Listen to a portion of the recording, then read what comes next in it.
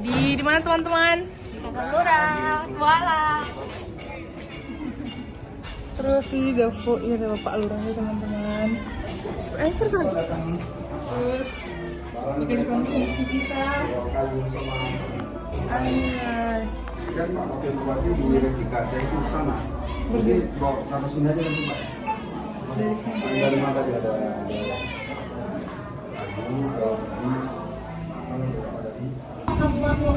Waalaikumsalam warahmatullahi wabarakatuh. Selamat pagi dan salam sejahtera untuk kita semua. Di India ada badak bercula, di Sumba ada mencuri. Selamat datang hadirin sekalian. Semoga yang hadir dilimpahkan rezekinya. Yang terhormat Bapak Lurah Emin Haryanto SIMSI, Ibu Kepala Lingkungan 1, Bapak Kepala Lingkungan 3, 4, 5, 7, dan 9. Dan Bapak Eko Yudhistira SHMKN selaku dosen pengampu mata kuliah Klinik Hukum Perdata. Dan Bapak Ibu sekalian UMKM yang hebat-hebat, seluruh tamu undangan yang berbahagia. Puji dan syukur kita panjatkan atas kehadiran Tuhan Yang Maha Esa, atas nama dan kehadirannya untuk kita semua. Kita dapat berkumpul bersama dalam kegiatan penyuluhan buku perdata bagi UMKM menata usaha dari dasar yang kuat. Hari ini kita akan belajar dari berbagai tentang bagaimana membangun usaha dengan fondasi hukum yang benar agar bisnis kita tidak hanya untung, tetapi juga aman, terlindungi, dan juga berkelanjutan. Dahulu memanjatkan doa bersama agar acara kita berjalan dengan lancar. Kepada Putri Nadila, kami persilahkan.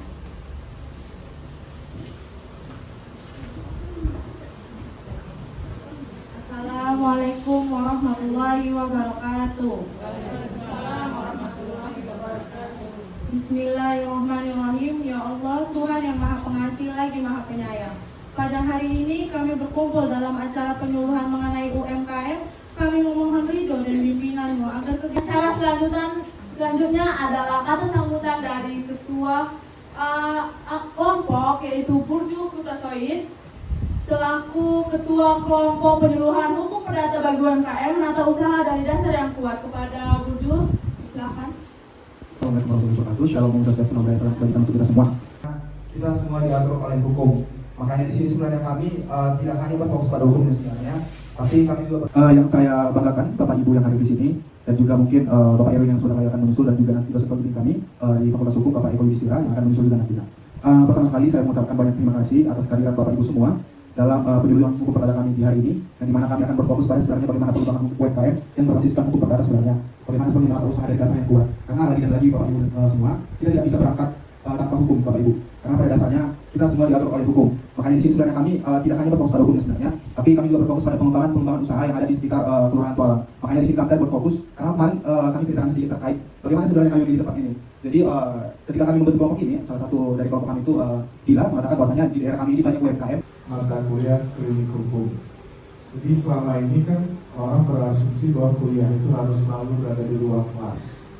Kalau berada di ruang kelas hanya bicara tentang teori tanpa aplikatif di masyarakat.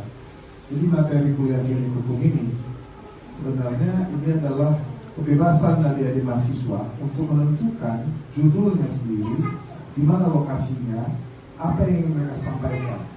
Nah, harapan kita dalam pelaksanaan klinik hukum perdata ini paling tidak setidak-tidaknya bisa mengedukasi masyarakat dari yang tidak tahu menjadi tahu. Kehadiran adik-adik ini memberikan sebuah pencerahan. Mungkin dalam hal ini adik-adik kelompok 4. Kelompok 4 mengambil tema tentang UMKM. Nah, ada yang menarik. Sebenarnya banyak sekali pertanyaan yang bisa dipertanyakan Bapak dan Ibu. Kalau usaha kita ini belum bermerek, tadi kan yang singgung usaha kami belum bermerek.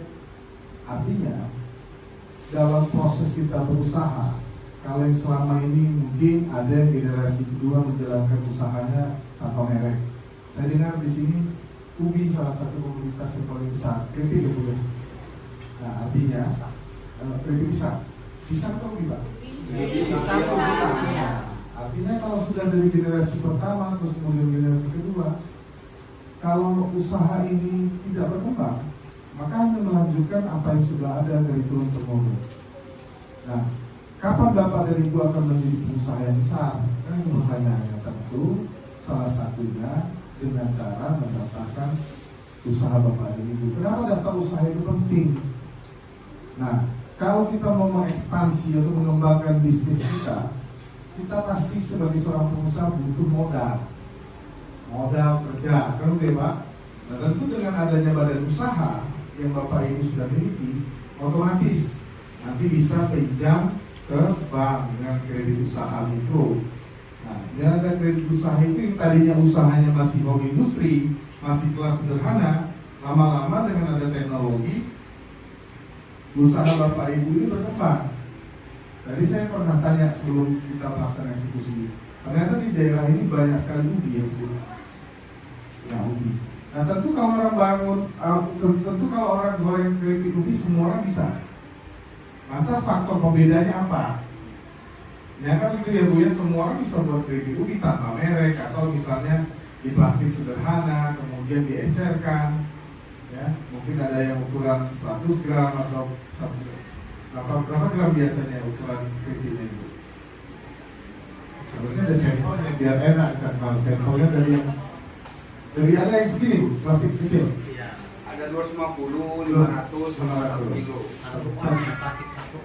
Plastik satu on. Keripik ubi, keripik. Nah, artinya Bapak dan Ibu, tadi kan ada ini menyinggung tentang intellectual property rights. Salah satunya hak atas kekayaan intelektual. Pertama itu yang paling sederhana merek, karena merek ini identitas.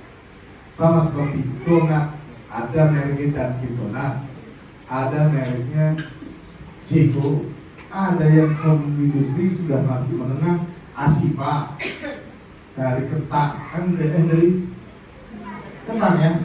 Nah, donat kentang Asifa. Nah, tadinya orang pakai ubi donatnya, tetapi ada varian yang berbeda. Nah, semua industri donat, tetapi ada faktor yang membedakannya, Bapak dan Ibu, supaya sederhana kita pahami.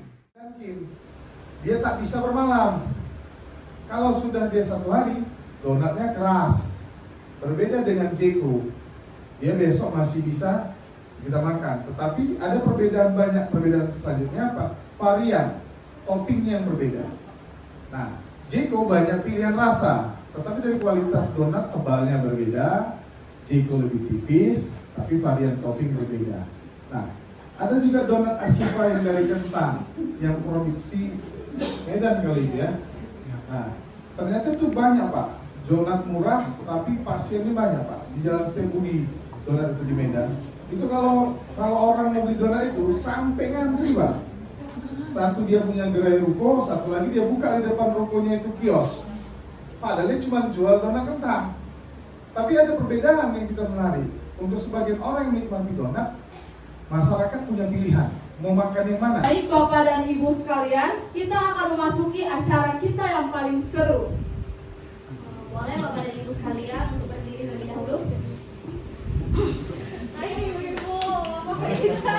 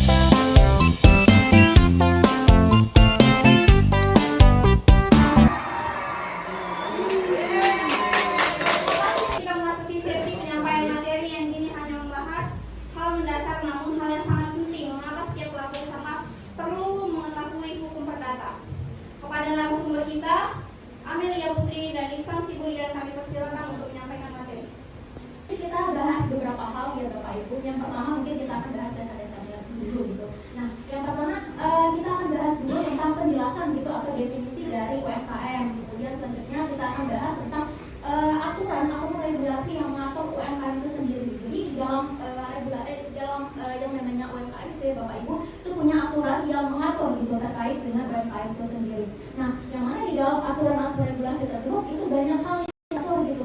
Jadi termasuklah di situ adalah pengelompokan ataupun klasifikasi dari yang namanya UMKM. Nanti kita akan bahas satu persatu. Nah, kemudian nanti kita akan bahas juga tentang kegiatan usaha dan keterkaitannya dengan hukum perdata gitu. Jadi ternyata ya Bapak Ibu sekalian dalam menjalankan usaha gitu, dalam menjalankan usaha ada nih kegiatan-kegiatan yang ternyata itu apa gunanya, terus seberapa penting gitu. Nah, untuk hal-hal lain nanti juga kita akan bahas ya Bapak.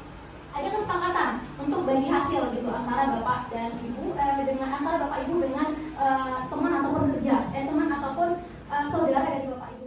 Misalnya kesepakatannya itu kesepakatan bagi hasil, misalnya keuntungan nanti dibagi-dua. Nah, kesepakatan seperti itu sebenarnya merupakan bisa dikatakan itu kan kesepakatan merupakan hubungan keperdataan juga Bapak Ibu. Nah, yang mana di dalam pelaksanaannya juga gitu ya itu merupakan bentuk penerapan dari yang namanya hukum perdata juga. Nah, untuk cara mendaftar usaha dan juga melindungi merek UMKM, kemudian bagaimana apa sih pentingnya untuk tentang hubungan antara orang, antara organisasi, perusahaan dengan orang ataupun organisasi dengan perusahaan lainnya. Nah, jadi kalau untuk simpelnya nih, Pak Ibu sekalian, yang mungkin untuk mempersingkat waktu kita langsung aja nih masuk ke pembahasan. Nah, UMKM itu ya seperti yang kita tahu Bapak Ibu merupakan singkatan dari usaha UMKM, kemudian bagaimana apa sih pentingnya untuk mendaftarkan usaha kita, kemudian langkah-langkahnya mungkin akan disampaikan oleh teman saya Nixon Sindriana. Baik, oke. Jadi setelah materi berat yang dibawakan oleh saudari Angga, mungkin Bapak Ibu merasa jenuh gimana sebenarnya perdata itu atau gimana bisnis kita itu didaftarkan. Nah, singkatnya gini saja Bapak Ibu. UMKM itu sebenarnya itu dapat bantuan apabila sudah didaftarkan. Dalam arti ya, didaftarkan ini bukan hanya karena kita meminta bantuan, tapi juga untuk mendapatkan perlindungan hukum itu sendiri. Boleh next slide-nya? Oke. Jadi alasannya, kenapa memang harus mendaftar kita? Emang apa urgensinya? Apa memang mendesak kita untuk mendaftarkan UMKM sendiri? Nih contohnya nih, ada salah satu contoh Bapak Ibu itu dulunya usaha bikinlah kayak keripik kentang gitu kan, atau kue donat gitu. Ternyata kue donatnya masih usaha rumahan, dalam artian ini masih mikro, masih belum mendapatkan istilahnya pendapatannya pun belum bisa tetap dalam per bulan itu sekian kan. Nah, bila didaftarkan, tentunya pertama adalah kita mendapatkan perlindungan hukum. Kenapa mendapatkan perlindungan hukum? Karena negara sudah menjamin di undang-undang di perdata bahwa setiap pelaku usaha itu dijamin dan diberikan bantuan oleh negara. Namun di garis bawah ya, setiap yang mendaftarkan, istilahnya berarti kalau belum didaftar ya nggak dapat bantuan dong, gitu kan, singkatnya. Nah, untuk perlindungan apa yang diberikan oleh negara? Perlindungan yang pertama adalah perlindungan dari yang namanya dana.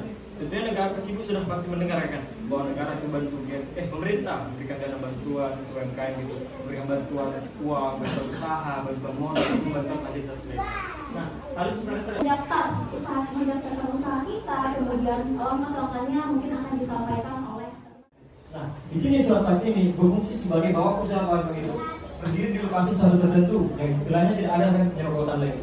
Istilahnya surat ini menentukan bahwa ada lokasi, ada izin usaha di lokasi sekian dengan tanah luas sekian yang memproduksi misalnya keripik kentang, memproduksi kue donat, atau memproduksi kue bolu. Yang tentunya tata cara penyajiannya sudah ada dalam SKW. Nah, yang kedua adalah nomor induk usaha. Setelah ada surat keterangan usaha, tentunya ada nomor induk usaha. Nomor induk ini sebenarnya apa gunanya? Nomor induk ini sebenarnya adalah nomor pendaftaran dari izin usaha kita yang sudah tersimpan di database pemerintah. Jadi istilahnya untuk bantuan yang nanti akan dicarikan pemerintah tidak akan mendatangi satu-satu lagi, tapi menghubungi langsung pemilik usaha dan cara mencairkan langsung ke dana ataupun sumber ke rekeningnya. Oke saja. Nah, langkah-langkah apa sih sebenarnya yang dilakukan untuk mendaftar? Yang pertama adalah menyiapkan dokumen. Tentu sudah pernah pasti mendaftar dokumen itu pasti melalui yang namanya sediakan sertifikat asli dan juga fotokopi. Nah, yang pertama itu adalah Bapak Ibu suruh pentingnya mendapatkan surat pengantar dari ketua atau RW di tanda masing-masing. Surat KTP, tentunya yang kedua adalah fotokopi kartu tanda penduduk pemilik usaha. Penting digarisbawahi adalah pemilik usaha, bukan anggota ataupun bukan pengerja. Nah, yang kedua adalah kartu keluarga. Yang ketiga, yang keempat adalah NPWP. NPWP tahu nggak sebelumnya Ibu apa itu NPWP? Oke, itu adalah nomor pokok wajib pajak kita. Jadi itulah semacam kartu. Kartu ini dari kita sendiri nanti di kakak. Nah, setelah selesai dari kantor lurah, sebenarnya kita ke kantor kecamatan yang meminta registrasi daripada surat untuk SKUD yang kita minta di lurah tadi, agar didaftarkan lurah, agar kita ke kantor kecamatan kepada Dirjen UMKM. Nah, yang ketiga adalah Dinas Koperasi dan UMKM. Untuk surat yang tadi sudah diregistrasi itu dia dibawa lagi kepada Dinas Koperasi UMKM, di mana sini akan mendapatkan NIBM dari perusahaan yang melalui sistemnya secara online dan sudah didapatkan registrasi dari pemerintah. Oke, selanjutnya. Nah, kalau tadi teman saya membicarakan hukum perdata, inilah hukum perdata itu bersifat kontrak. Nah, kenapa sebenarnya hukum perdata itu penting di sini? Di sini saya menyebut bahwa hukum perdata itu sebenarnya aturan main dari istilahnya bagi kita familiar. Jadi aturan main itu tentunya akan membantu kita dalam kehidupan sehari-hari. Baik misalnya dengan suatu barang itu atau usaha itu dari merek yang pertama, apakah merek itu terkenal, apakah merek itu memang sudah dipastikan mutu dari jajanan. Yang kedua adalah bagaimana cara mereka memproduksi dari bahan baku yang telah disediakan. Nah, untuk yang kelima, mengapa harus mendaftar usaha itu menjadi syarat utama untuk mengurus izin-izin? Di sini seperti BPOM, pasti ibu di sini yang sudah memiliki usaha mikro belum memiliki ataupun setidaknya ada nggak memiliki BPOM izin untuk istilah bahan makanan atau obat dan minuman? Ada nggak bu izinnya? Belum ada ya. Nah, sebenarnya bu, BPOM ini adalah izin dari standar dari pemerintah. Izin dari standar agar masakan ataupun produksi dari UMKM itu dapat didistribusikan oleh masyarakat lainnya. Karena BPOM adalah standar kesehatan bahwa makanan sudah teruji secara kesehatan, secara gizi dan secara penyajiannya sudah layak. Bukan hanya dengan tulisan, tapi memiliki desain yang membuatnya berbeda dengan orang lain. Tentunya desain ini pasti memiliki khusus sendiri dan ciri khususnya yang membedakannya dengan orang lain. Oke, selanjutnya. Oke, kita akan memberi beratkan kepada merek Bapak Ibu. Di sini adalah seperti yang saya jelaskan sebelumnya, maka itu adalah surat kepemilikan atas inovasi dan ide kita sendiri, terutama dalam ide berusaha dan dalam membuat kita bentuk logo atau merek usaha kita sendiri.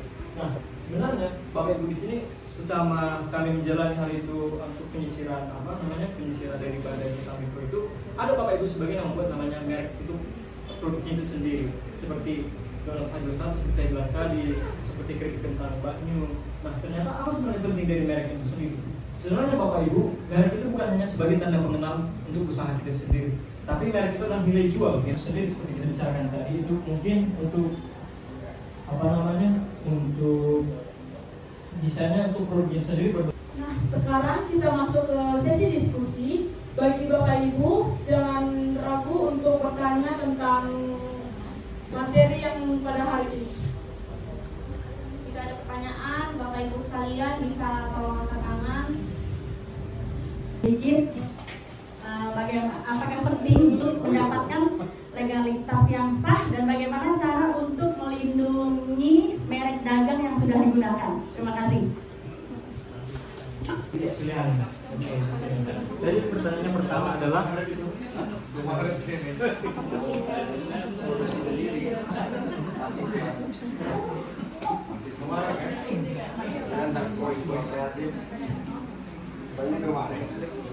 Oke, itu adalah caranya dengan cara mendaftarkan itu. Dengan ada tadi itu di slide lagi. Nah, yang pertama adalah dokumen-dokumennya. Jadi untuk mendaftarkannya, tentunya ada dokumen-dokumen yang persiapkan seperti surat pengantar dan RT, RW, seperti KTP, KK, NPWP, foto tempat usaha dan surat sewa jika memang usahanya itu masih menyewa. Nah, untuk mendaftarkannya, ibu dapat melihat langkah-langkah yang ada di sini, Bu. Itu jadi kayak tersorot dari ribuan usaha yang ada di pinggir sini atau yang ada di sini. Karena kita sudah dilindungi dan sudah dijaga oleh pemerintah. Oke, untuk yang dulu. Bagaimana cara untuk mendapatkan legalitas usaha yang sah? Oh iya. Bagaimana cara mendaftarkan? Pertama tentunya Bu adalah caranya dengan cara mendaftarkan itu Bu. Dengan ada tadi itu di slide lagi. Nah, yang pertama adalah dokumen-dokumennya Bu. Jadi untuk mendaftarkannya Bu, tentunya ada dokumen-dokumen yang persiapkan seperti surat pengantar dari RT, RW setempat, seperti KTP, KK, NPWP, foto tempat usaha dan surat sewa jika memang usahanya itu masih menyewa. Nah, untuk mendaftarkannya Bu, Ibu dapat melihat langkah-langkah yang ada di sini Bu. Itulah cara mengidentifikasi seperti ini Bu. Pertama untuk memastikan apakah UMKM ini masih bersifat rumahan atau memang sudah usaha yang besar gitu. Karena ada faktor-faktor yang menentukan bagaimana UMKM itu masih disebut home industry atau usaha yang sudah menengah gitu.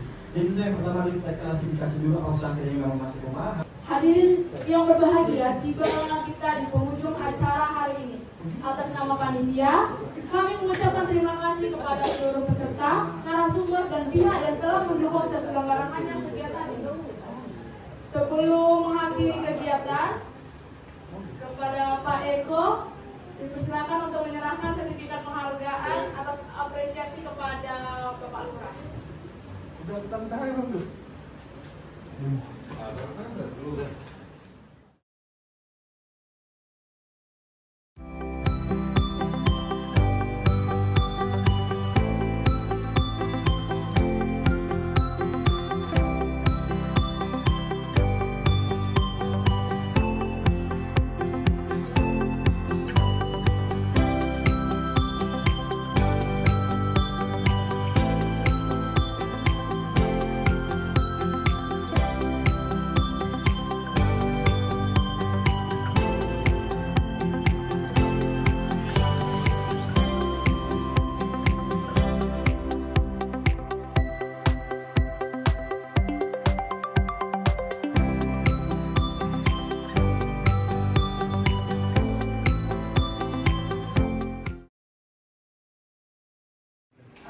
Semoga bermanfaat bagi kita semua, menambah wawasan kita. Saya Yusmaniatul, Saya Natalia Dirvanka, pamit undur diri.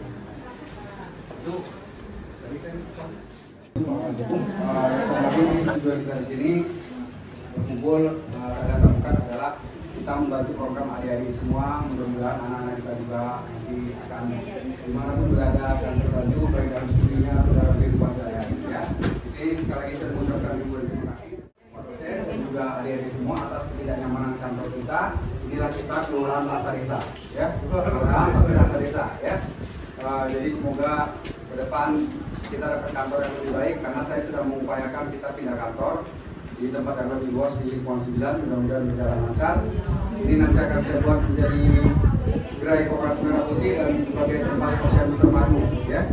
Jadi saya berharap semuanya apa yang dipaparkan hari ini semua yang bisa diserap diambil posisinya diambil, yang kira-kira kurang baik dibuang, tapi saya rasa semuanya baik. Alhamdulillah kita doakan hari-hari semua menjadi orang-orang yang punya talent, generasi muda yang baik, yang bagus. Kami generasi Gen Z, ya. Kami miliknya ya.